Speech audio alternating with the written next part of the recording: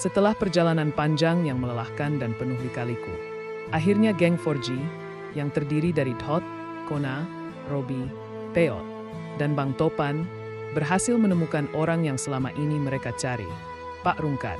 Namun yang mereka temukan bukanlah Pak Rungkad yang biasa. Pak Rungkad kini tampil sangat berbeda. Tubuhnya dipenuhi tato-tato khas, berpakaian adat dari daun dan bulu, serta mengenakan mahkota kepala dari bulu elang. Di tengah hutan, ia kini menjadi bagian dari suku pedalaman, bahkan telah dinobatkan sebagai juru sihir oleh mereka. Geng 4G tentu kaget, tapi mereka tak banyak bertanya. Mereka hanya ingin tahu apa yang sebenarnya terjadi. Di tengah hutan yang sunyi, Pak Rungkad mulai menjelaskan segalanya. Ia mengaku bahwa awalnya ia hanya tersesat saat sedang melakukan, namun ia ditemukan oleh suku pedalaman yang justru menyambutnya, karena dianggap sebagai sosok yang sesuai dengan ramalan mereka.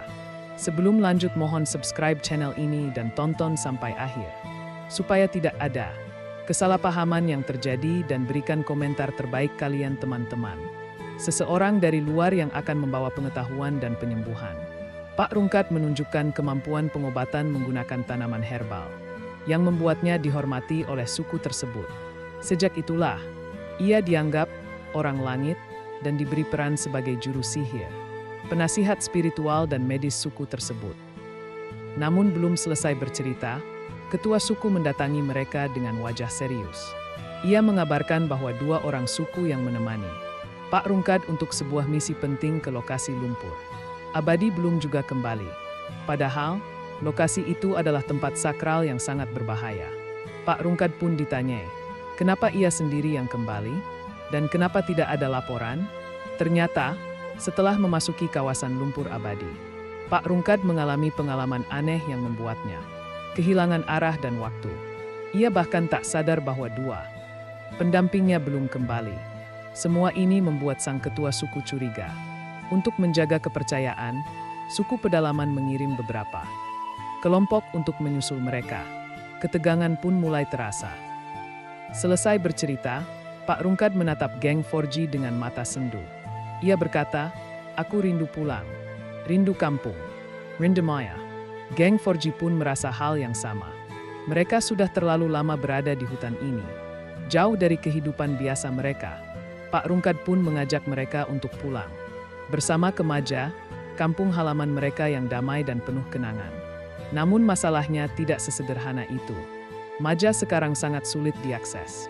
Jaraknya jauh dari kota, dan satu-satunya jalan adalah menyeberangi laut yang kini dijaga ketat karena wilayah adat yang rawan konflik. Geng 4G pun bingung. Mereka ingin pulang, tapi jalurnya tidak mudah.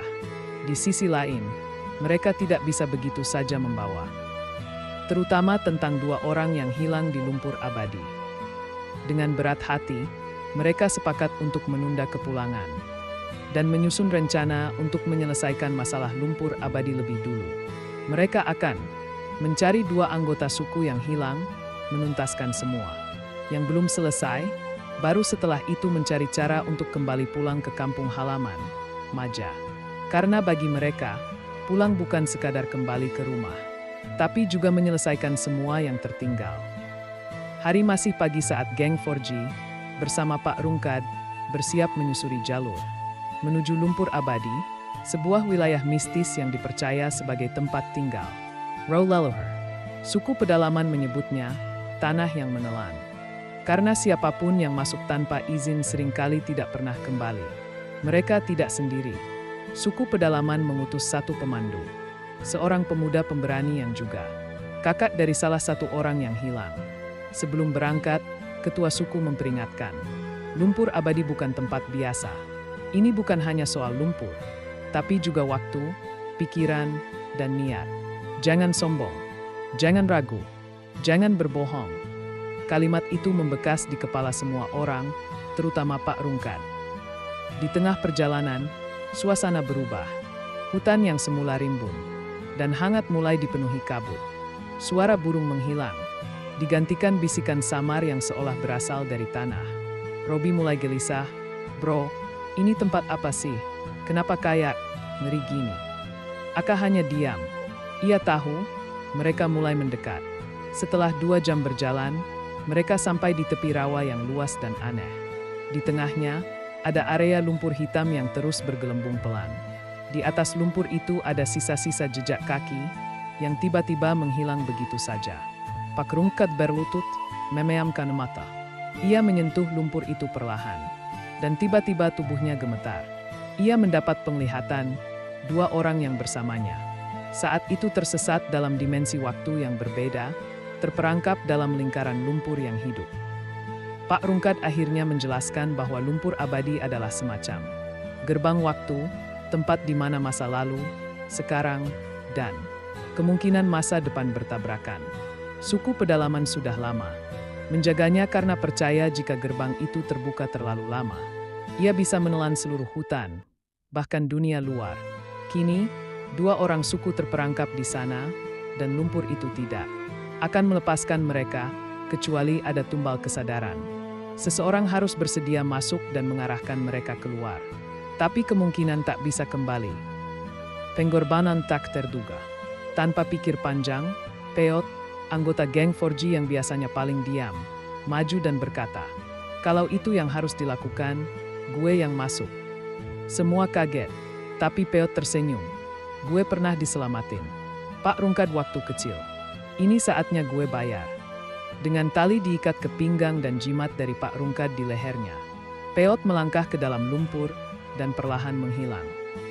Di dalam dunia lumpur. Di dalam, Peot tidak berjalan di lumpur biasa. Ia berada di tempat yang kabur antara nyata dan mimpi. Bayangan masa lalu dan ketakutan. Muncul silih berganti. Tapi suara Pak Rungkat di kepalanya membimbingnya. "Cari cahaya. Tarik mereka lewat suara." Akhirnya, Peot menemukan 2 orang suku yang terlihat linglung, seperti lupa siapa diri mereka. Ia memanggil nama mereka satu persatu, dan ketika mereka menjawab, Peot menarik tangan mereka, berlari menuju cahaya samar di kejauhan. Kembali dan keputusan terakhir. Ketiganya berhasil keluar. Geng 4G menyambut mereka dengan pelukan dan air mata. Ketua suku pun terharu dan akhirnya memberikan restu. "Pak Rungkat, kau telah menuntaskan takdirmu di sini. Kini kau boleh kembali." Pak Rungkat mengangguk. Ia menoleh pada geng 4G. Saatnya pulang ke Maja. Tapi mereka semua tahu, tantangan belum berakhir. Jalan pulang, melewati laut lepas, wilayah penuh ombak dan konflik adat. Dan kabarnya, seseorang dari masa lalu mereka menunggu di seberang. Bukan sebagai teman, tapi sebagai lawan.